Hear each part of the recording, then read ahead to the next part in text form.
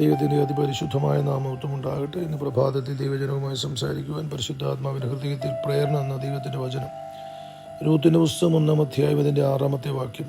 യഹോവ തന്റെ ജനത്തെ സന്ദർശിച്ച് ആഹാരം കൊടുത്ത പ്രകാരം അവൾ മോവാബ് ദേശത്ത് വെച്ച് കേട്ടിട്ട് മോവാബ് ദേശം വിട്ട് മടങ്ങിപ്പോകുവാൻ തൻ്റെ മരുമക്കളോടുകൂടെ പുറപ്പെട്ടു.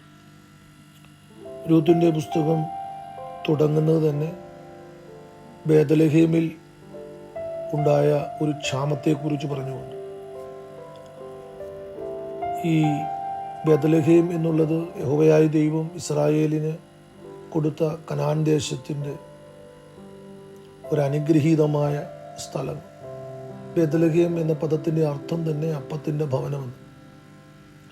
ദൈവം കനാൻ ദേശം അവർക്ക് കൊടുക്കുമ്പോൾ ആ കനാൻ ദേശം സമ്പൽ സമൃദ്ധിയുടെ സ്ഥലമാണ്. മോശ ഇസ്രായേൽ ജനത്തെ കനാൻ ദേശം ഉറ്റുനോക്കുവാൻ വേണ്ടി 12 പ്രഭുക്കന്മാരെ വിടുന്നുണ്ട്. ഈ 12 പ്രഭുക്കന്മാരും ഒരേ വാക്കിൽ പറയുന്ന ഒരു കാര്യമാണ്, ദേശം സമ്പൽ സമൃദ്ധിയുടെ ദേശമാണ്. പക്ഷെ അവർക്ക് പറയുവാൻ, അല്ലെങ്കിൽ അവരിൽ 10 പേരും 2 പേരുമായി ഒരു വിഭാഗീയത ഉണ്ടാകുന്നത് ആ ദേശം കീഴടക്കാൻ നമുക്ക് കഴിയുകയില്ല എന്നുള്ളത്. സമ്പൽ സമൃദ്ധിയുടെ കാര്യത്തിനകത്ത് അവർക്ക് യാതൊരു സംശയവുമില്ല. ഒറ്റ വാക്കിൽ ഉത്തരം പറയും. നമ്മൾ കേട്ടതുപോലെ എല്ലാം അവിടെ ഉണ്ട്. പക്ഷേ നമുക്ക് ആ ദേശം കീഴടക്കാൻ കഴിയില്ല. കാരണം ആ ദേശത്തിലെ സമ്പൽ സമൃദ്ധി എന്നുള്ളത് അവിടുത്തെ ജനത്തിലും കാണുവാനായിട്ട് കഴിയുന്നു. അവർ പുഷ്ടിയുള്ളവരാണ്. അവർ നമ്മളെക്കാളും ആരോഗ്യവും ബലവുമുള്ളവരാണ്. അപ്പോൾ അവരെ കീഴടക്കാൻ കഴിയുകയില്ല എന്നുള്ള ഭാഗമാണ് അവർ ഒരു ഭിന്നാഭിപ്രായം വരുവാനിടയായി.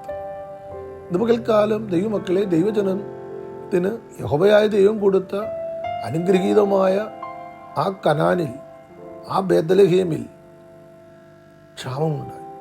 Price the lord. ആ ക്ഷാമത്തിൽ നിന്ന് രക്ഷപ്പെടുവാൻ ഒരു കുടുംബം കണ്ടെത്തിയ മാർഗമെന്നുള്ളത് മോവാബിലേക്ക് ഓടിപ്പോകുക എന്നുള്ളത്. ക്ഷാമത്തിൽ സംഭവിക്കാൻ പോകുന്ന ഏറ്റവും വലിയ വിപത്തെന്നുള്ളത് മരണമാണ്. ആഹാരമില്ലാതെ ആളുകൾ മരിച്ചു പോകും.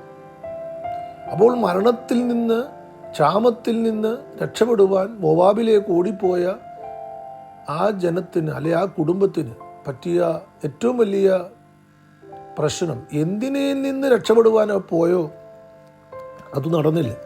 Price the lord.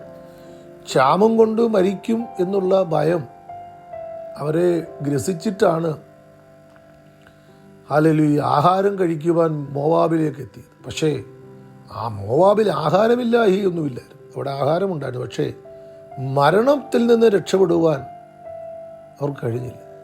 അപ്പോൾ ചിന്തിച്ചു നോക്കി ദൈവമക്കളെ, സ്തോത്രം. ആഹാരമില്ലാതെയോ ഉള്ളതോ ഒന്നുമല്ല മരണത്തിന് കാരണമാകുന്നത്. Price the lord. അപ്പോൾ ദൈവം പറഞ്ഞ സ്ഥലത്ത് നിൽക്കുന്നതിന് പകരം ഒരു കുറുക്കു വഴിയിലൂടെ അതിൽ നിന്ന് രക്ഷപ്പെടാൻ ശ്രമിച്ച ഒരു കുടുംബത്തെക്കുറിച്ചാണ് നമ്മൾ കേട്ടത്. Price the Lord.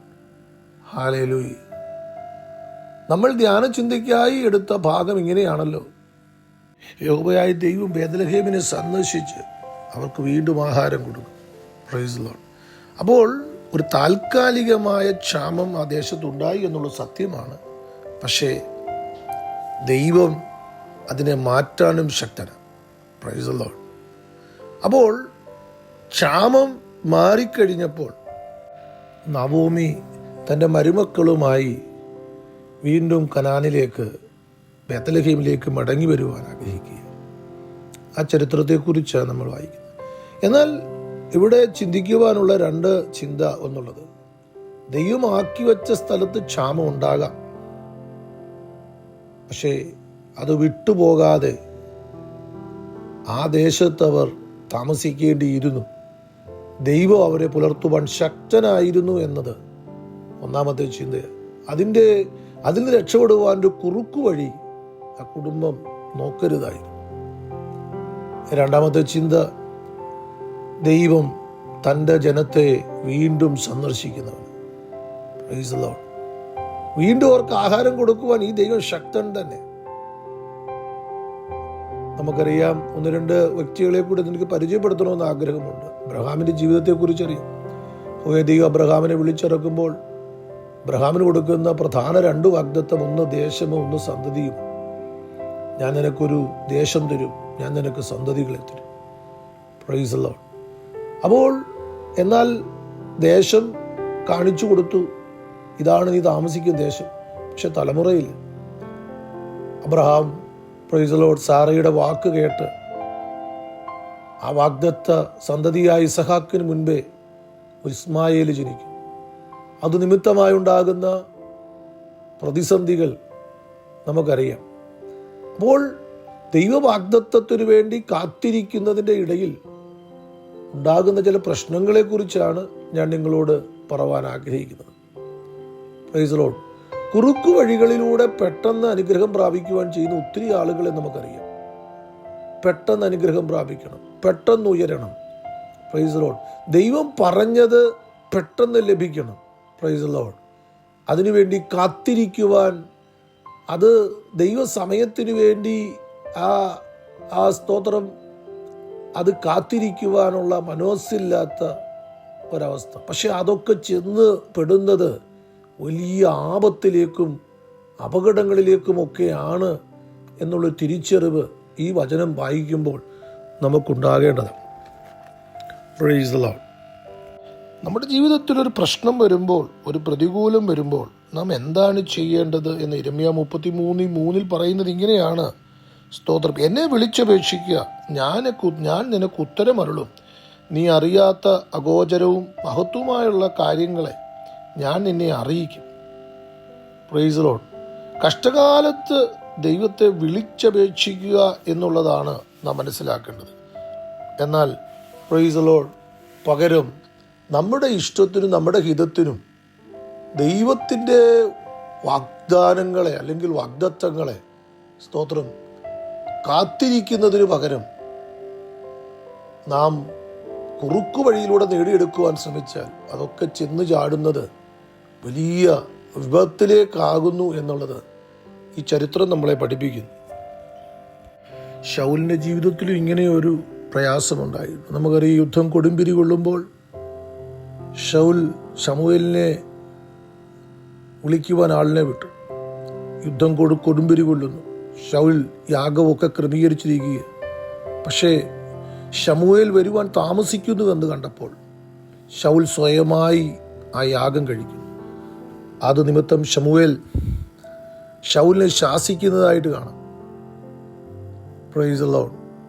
ഒരല്പം കൂടി കാത്തിരിക്കുവാൻ ശൗലിന് കഴിഞ്ഞില്ല. ശൗലോടെ പറയുന്നൊരു ന്യായവാദമുണ്ട്. യുദ്ധം കൊടുമ്പിരി കൊള്ളുന്നു, യുദ്ധം തോറ്റുപോകുമെന്ന് ഞാൻ പേടിച്ചുപോയി, യാഗം കഴിക്കുവാൻ നീ വരാൻ താമസിക്കുന്നു എന്ന് കണ്ടു എന്നൊക്കെ അവിടെ പറയുന്നു. പക്ഷെ കാത്തിരിക്കുവാൻ ശൗൽ തയ്യാറായില്ല.